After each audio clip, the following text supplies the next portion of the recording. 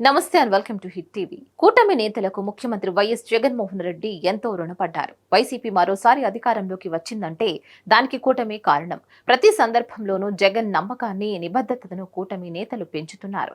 ఇక ఇదే సందర్భంలో వైసీపీ మేనిఫెస్టో విలువలను బీజేపీ మినహా కూటమి మేనిఫెస్టో అమాంతం పెంచేసింది. ఇప్పటికే సూపర్ సిక్స్ పేరుతో చంద్రబాబు నాయుడు వైసీపీ కాపీ సంక్షేమ పథకాలను ప్రచారం చేస్తున్న సంగతి తెలిసిందే.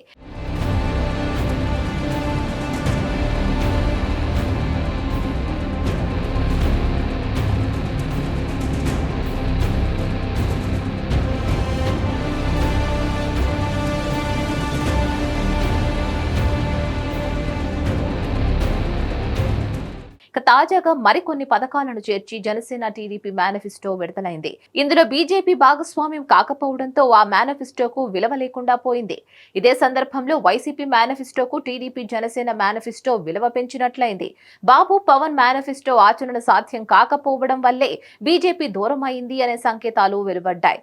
మేనిఫెస్టోలో పేర్కొన్న సంక్షేమ పథకాలను అమలు చేయాలంటే 1.75 లక్షల కోట్లు అవసరమని ఆర్థిక నిపుణులు అంటున్నారు. పవన్ బాబు వెల్లడించిన సంక్షేమ పథకాల అమలుకు 3 రాష్ట్రాల బడ్జెట్ అవసరమని స్పష్టం చేస్తున్నారు.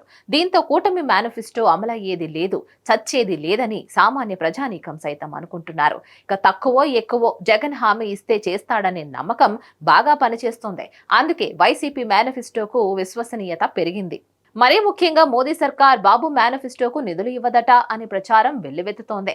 ఇక రాష్ట్ర ప్రయోజనాల కోసమే బీజేపీతో పొత్తు పెట్టుకున్నామన్న బాబు పవన్ మాటల్ని ప్రజలు విశ్వసించడం లేదు. ఇక ఏపీలో తాజా పరిణామాలు జగన్ పై మరింత నమ్మకాన్ని పెంచుతున్నాయి. బాబు చెప్పాడంటే ఏది చేయడని గత అనుభవాలు చెబుతున్నాయని, ఇదే జగన్ విషయానికి వస్తే కరోనా సమయంలోనూ అన్ని చేశాడని సామాన్యులు సైతం మాట్లాడుకుంటున్నారు.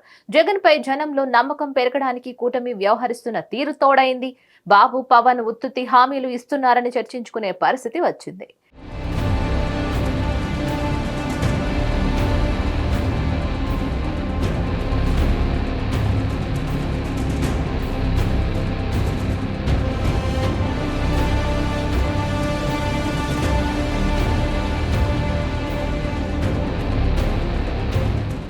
మరిన్ని న్యూస్ అప్డేట్స్ కోసం please like, share and subscribe to hit TV.